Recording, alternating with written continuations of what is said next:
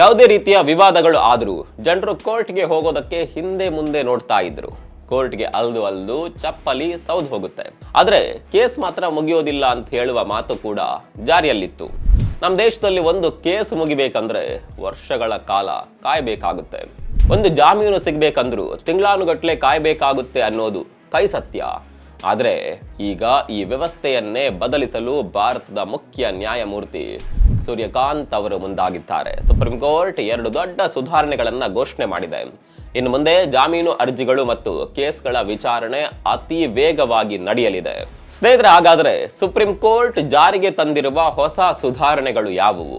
ಈ ಹೊಸ ನಿಯಮಗಳಿಂದ ಸಾಮಾನ್ಯ ಜನರಿಗೆ ಆಗುವ ಲಾಭಗಳೇನು? ಡಿಜಿಟಲ್ ಲೋಕದಲ್ಲಿ ನ್ಯಾಯಾಲಯಗಳು ಹೇಗೆ ಬದಲಾಗ್ತಾ ಇವೆ? ಎಲ್ಲವನ್ನ ತೋರಿಸ್ತೀವಿ. ಸ್ನೇಹಿತರೆ ನಮಸ್ಕಾರ, ಚರಿತ್ರೆ ಮತ್ತೊಂದು ವಿಡಿಯೋಗೆ ನಿಮಗೆಲ್ಲ ಪ್ರೀತಿಯ ಸ್ವಾಗತ.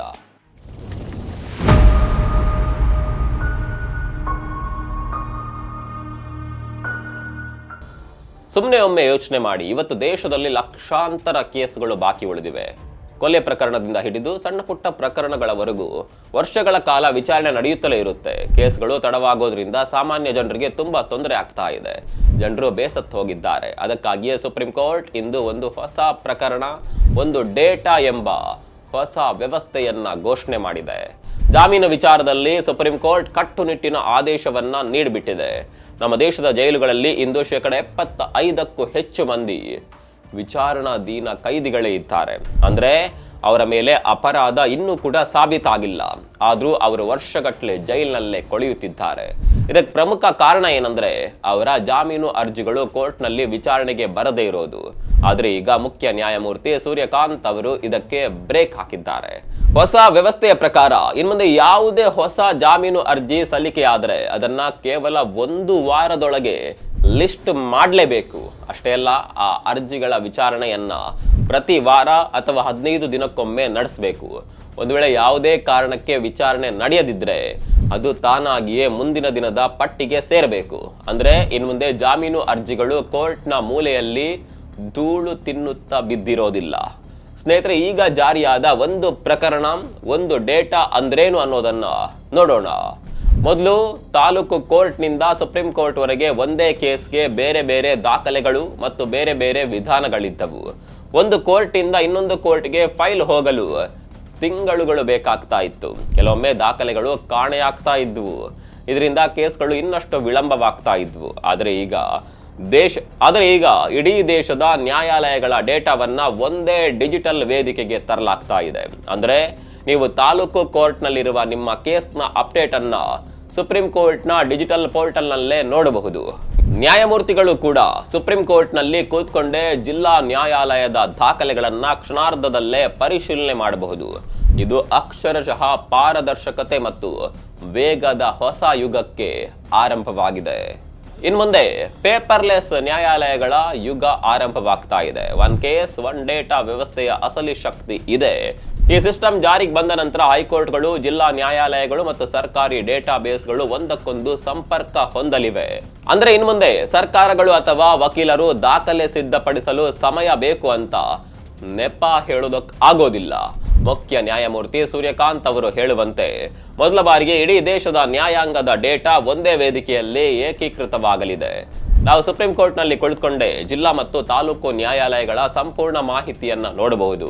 ಅದೇ ರೀತಿ ಅಲ್ಲಿನ ನ್ಯಾಯಾಲಯಗಳಿಗೂ ಸುಪ್ರೀಂ ಕೋರ್ಟ್ನ ಮಾಹಿತಿಗೆ ಪ್ರವೇಶ ಸಿಗಲಿದೆ. ಈ ವ್ಯವಸ್ಥೆಯಿಂದ ಕೇಸ್ ಟ್ರ್ಯಾಕಿಂಗ್ ಮಾಡೋದು ಅತ್ಯಂತ ಸುಲಭವಾಗಲಿದೆ ಅಂತ ಅವರು ಹೇಳಿದ್ದಾರೆ.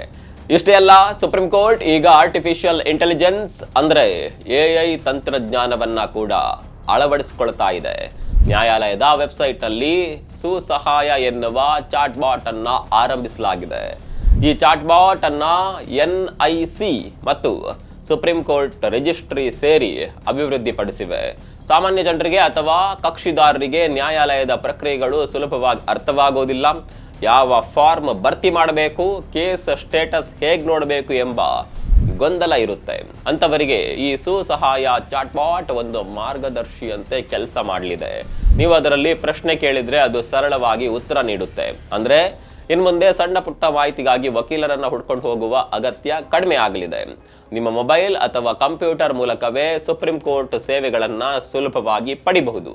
ಇದಷ್ಟೇ ಅಲ್ಲ, ಜಾಮೀನು ಪ್ರಕ್ರಿಯೆಯನ್ನ ಇನ್ನಷ್ಟು ಕಟ್ಟುನಿಟ್ಟಾಗಿಸಲು ಸುಪ್ರೀಂ ಕೋರ್ಟ್ ಮತ್ತೊಂದು ಮಹತ್ವದ ನಿಯಮವನ್ನ ಜಾರಿಗೆ ತಂದಿದೆ. ಇನ್ನು ಮುಂದೆ ಪ್ರತಿಯೊಂದು ಜಾಮೀನು ಅರ್ಜಿಯ ಪ್ರತಿಯನ್ನ ಕಡ್ಡಾಯವಾಗಿ ಅಡ್ವೊಕೇಟ್ ಜನರಲ್ ಅವರಿಗೆ ನೀಡಬೇಕು. ಹಾಗೆಯೇ ಮೊದಲ ವಿಚಾರಣೆಯ ಮುನ್ನವೇ ಪೊಲೀಸರು ಅಥವಾ ಸಂಬಂಧಿತ ಇಲಾಖೆ ತಮ್ಮ ಸ್ಥಿತಿಗತಿ ವರದಿಯನ್ನ ಸಲ್ಲಿಸಬೇಕು. ಅಂದ್ರೆ ವಿಚಾರಣೆ ಶುರುವಾದ ನಂತರ ನಮಗೆ ಮಾಹಿತಿ ಇಲ್ಲ, ಸಮಯ ಬೇಕು ಎಂಬ ನೆಪ ಹೇಳೋದಕ್ಕೆ ಸರ್ಕಾರಿ ವಕೀಲರಿಗೆ ಅವಕಾಶ ಇರೋದಿಲ್ಲ. ಇದ್ರ ಜೊತೆಗೆ ದೇಶದ ಎಲ್ಲ ಹೈಕೋರ್ಟ್ಗಳಿಗೆ ಸುಪ್ರೀಂ ಕೋರ್ಟ್ ಒಂದು ಮಹತ್ವದ ಸೂಚನೆ ನೀಡಿದೆ. ಜಾಮೀನು ಅರ್ಜಿಗಳನ್ನ ವಿಲೇವಾರಿ ಮಾಡಲು ನಿರ್ದಿಷ್ಟ ಕಾಲಮಿತಿಯನ್ನ ಅಂದ್ರೆ ಡೆಡ್ಲೈನ್ ನಿಗದಿಪಡಿಸಬೇಕು ಅಂತ ಹೇಳಿದೆ. ಈ ಎಲ್ಲಾ ಸುಧಾರಣೆಗಳು ಸೇರಿ ಇಂದು ಭಾರತದ ನ್ಯಾಯಾಂಗ ವ್ಯವಸ್ಥೆಯನ್ನ ವಿಶ್ವದ ಮುಂದುವರೆದ ರಾಷ್ಟ್ರಗಳ ಮಟ್ಟಕ್ಕೆ ಕೊಂಡೊಯ್ಯುವ ಪ್ರಯತ್ನವಾಗಿ ಕಾಣಿಸ್ತಾ ಇದೆ. ಸ್ನೇಹಿತರೆ, ಮಧ್ಯಮ ವರ್ಗದ ಬಡ ಕೈದಿಗಳ ಪಾಲಿಗೆ ಈ ಸುಧಾರಣೆಗಳು ನಿಜಕ್ಕೂ ಆಶಾಕಿರಣವಾಗಿವೆ. ಈ ಎಲ್ಲ ಬದಲಾವಣೆಗಳ ಹಿಂದೆ ಇರುವ ಮಾನವೀಯತೆಯನ್ನ ನಾವು ಗಮನಿಸಬೇಕು. ಇಂದು ಜೈಲುಗಳಲ್ಲಿ ಅನೇಕ ಬಡ ಕೈದಿಗಳು ವರ್ಷಗಟ್ಟಲೆ ವಿಚಾರಣೆಗೆ ಕಾಯುತ್ತಾ ಜೀವನ ಕಳೀತಾ ಇದ್ದಾರೆ. ಅಪರಾಧ ಸಾಬೀತಾಗದೇ ಇದ್ರೂ ಜಾಮೀನು ಸಿಗದೆ ಸಂಕಷ್ಟ ಅನುಭವಿಸ್ತಾ ಇದ್ದಾರೆ. ಅಂತಹ ಜನರಿಗೆ ಈ ಡಿಜಿಟಲ್ ವ್ಯವಸ್ಥೆ ಮತ್ತು ವೇಗವಾದ ಜಾಮೀನು ಪ್ರಕ್ರಿಯೆ ಒಂದು ದೊಡ್ಡ ನೆರವಾಗಲಿದೆ. ದಾಖಲೆಗಳು ಒಂದೇ ಕ್ಲಿಕ್ನಲ್ಲಿ ಲಭ್ಯವಾಗುವುದರಿಂದ ಮತ್ತು AI ಚಾಟ್ಬಾಟ್ಗಳ ಮೂಲಕ ಮಾಹಿತಿ ಸುಲಭವಾಗಿ ಸಿಗೋದರಿಂದ ನ್ಯಾಯ ಇನ್ನು ಮುಂದೆ ದೂರದ ಕನಸಾಗಿ ಉಳಿಯೋದಿಲ್ಲ. ನ್ಯಾಯಾಂಗವನ್ನ ಜನಸಾಮಾನ್ಯರ ಬಳಿಗೆ ತರುವುದೇ ಮುಖ್ಯ ನ್ಯಾಯಮೂರ್ತಿ ಸೂರ್ಯಕಾಂತ್ ಅವರ ಈ ಮಹತ್ವಾಕಾಂಕ್ಷಿ ಯೋಜನೆಯ ಮುಖ್ಯ ಉದ್ದೇಶವಾಗಿದೆ. ರಿಜಿಸ್ಟ್ರಿ ಅಧಿಕಾರಿಗಳು ಮತ್ತು ವಕೀಲರ ಸಂಘಗಳು ಈ ಡಿಜಿಟಲ್ ಹೆಜ್ಜೆಗೆ ಸಂಪೂರ್ಣ ಬೆಂಬಲ ಸೂಚಿಸಿವೆ. ಒಟ್ಟಾರೆಯಾಗಿ ನೋಡಿದರೆ ಮುಖ್ಯ ನ್ಯಾಯಮೂರ್ತಿ ಸೂರ್ಯಕಾಂತ್ ಅವರ ಈ ದೂರದೃಷ್ಟಿಯ ನಿರ್ಧಾರಗಳು ಭಾರತದ ನ್ಯಾಯಾಂಗ ಇತಿಹಾಸದಲ್ಲಿ ಹೊಸ ಮೈಲುಗಲ್ಲಾಗಬಹುದು. ಒನ್ ಕೇಸ್ ಒನ್ ಡೇಟಾ ಮತ್ತು ಸುಸಾಯ ಚಾಟ್ಬಾಟ್ ಕೇವಲ ತಾಂತ್ರಿಕ ಬದಲಾವಣೆಗಳಲ್ಲ, ಇವು ಸಾಮಾನ್ಯ ಜನರಿಗೆ ನ್ಯಾಯವನ್ನ ಇನ್ನಷ್ಟು ಹತ್ತಿರಕ್ಕೆ ತರುವ ಶಕ್ತಿಶಾಲಿ ಸಾಧನವಾಗಿದೆ. ನ್ಯಾಯಾಲಯಗಳಿಗೆ ಅಲೆದಾಡುವ ಜನರ ಸಮಯ ಮತ್ತು ಹಣ ಎರಡನ್ನೂ ಈ ಡಿಜಿಟಲ್ ವ್ಯವಸ್ಥೆ ಉಳಿಸಬಹುದು. ವಿಶೇಷವಾಗಿ ಬಡ ವಿಚಾರಣಾಧೀನ ಕೈದಿಗಳಿಗೆ ತ್ವರಿತ ಜಾಮೀನು ಸಿಗುವಂತೆ ಮಾಡುವ ಮೂಲಕ ನ್ಯಾಯಾಂಗದ ನಿಜವಾದ ಉದ್ದೇಶವೇನು ಎಂಬುದನ್ನ ಸುಪ್ರೀಂ ಕೋರ್ಟ್ ತೋರಿಸಿದೆ. ಸ್ನೇಹಿತರೆ, ಭಾರತದ ನ್ಯಾಯಾಂಗ ವ್ಯವಸ್ಥೆಯಲ್ಲಿ ಬಾಕಿ ಇರುವ ಪ್ರಕರಣಗಳ ಸಂಖ್ಯೆ ಕೋಟಿಗಳಲ್ಲಿ ಇರೋದರಿಂದ ನ್ಯಾಯಾಲಯಗಳ ಮೇಲಿನ ಒತ್ತಡ ದಿನದಿಂದ ದಿನಕ್ಕೆ ಹೆಚ್ಚಾಗ್ತಾ ಇದೆ. ವರ್ಷಗಳ ಕಾಲ ವಿಚಾರಣೆ ನಡೆಯೋದ್ರಿಂದ ಸಾಮಾನ್ಯ ಜನರು ನ್ಯಾಯಕ್ಕಾಗಿ ತುಂಬಾ ಕಷ್ಟ ಅನುಭವಿಸಬೇಕಾಗುತ್ತೆ. ಈ ಹಿನ್ನೆಲೆಯಲ್ಲಿ ಸುಪ್ರೀಂ ಕೋರ್ಟ್ ಪರಿಚಯಿಸ್ತಾ ಇರುವ ಹೊಸ ಡಿಜಿಟಲ್ ವ್ಯವಸ್ಥೆ ಮಹತ್ವದ ಬದಲಾವಣೆಗೆ ಕಾರಣವಾಗಬಹುದು. ಒನ್ ಕೇಸ್ ಒನ್ ಡೇಟಾ ಮಾದರಿಯ ವ್ಯವಸ್ಥೆಯಿಂದ ಒಂದೇ ಪ್ರಕರಣಕ್ಕೆ ಸಂಬಂಧಿಸಿದ ಎಲ್ಲ ದಾಖಲೆಗಳು ಒಂದೇ ಡಿಜಿಟಲ್ ವೇದಿಕೆಯಲ್ಲಿ ಲಭ್ಯವಾಗಲಿದೆ. ಇದರಿಂದ ದಾಖಲೆಗಳ ಮರುಪೂರೈಕೆ, ಫೈಲ್ ಕಳೆದು ಹೋಗೋದು ಮತ್ತು ಅನಗತ್ಯ ವಿಳಂಬಗಳಂತಹ ಸಮಸ್ಯೆಗಳು ಕಡಿಮೆಯಾಗುವಂತಹ ಸಾಧ್ಯತೆ ಇದೆ. ಈ ವ್ಯವಸ್ಥೆಯಿಂದ ಗ್ರಾಮೀಣ ಭಾಗದ ಜನರಿಗೆ ವಿಶೇಷ ಲಾಭವಾಗಲಿದೆ. ಹಿಂದೆ ಒಂದು ಕೇಸ್ನ ಸ್ಥಿತಿ ತಿಳಿಯಲು ನ್ಯಾಯಾಲಯಗಳಿಗೆ ಹಲವು ಬಾರಿ ತೆರಳಬೇಕಾಗ್ತಾ ಇತ್ತು.